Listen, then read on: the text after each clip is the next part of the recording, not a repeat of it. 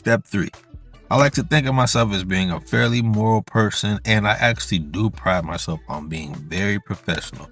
But I am self-aware enough to recognize that I am not meant to be an employee. And I say that with all respect to people that are, or all respect to people that have the ability to remain in an employment situation for any length of time. I have been working since I was 15 years old, and in the course of that time, I've worked well over 15 jobs.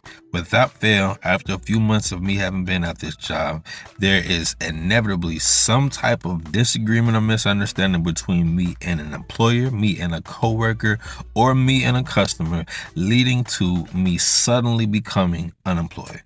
Now we're in step 4, and unfortunately, step 4 is historically where y'all see me the most. So now I'm newly unemployed. Maybe I have a few weeks of funds saved up, and now I have no excuse not to be creative. This usually leads to rush, non-strategic content that is confusing to my audience and will desperately start trying to reach out to prospective clients in an attempt to rushily offset that loss of having just left my job. Eventually, inevitably, life stresses start catching up, especially financial ones, leading to a high level of anxiety that definitely translates in how I'm creating and how I'm presenting myself to my prospects. A collapse of my confidence as yet again, I start psyching myself out and thinking that I'm not good enough. And even when I do start getting what I'll consider soft yeses, meaning they're not necessarily ready to convert just then, but they are interested in me, maybe want to know a little bit more about me, and definitely need me to reach back out to them at a time that is more advantageous to them.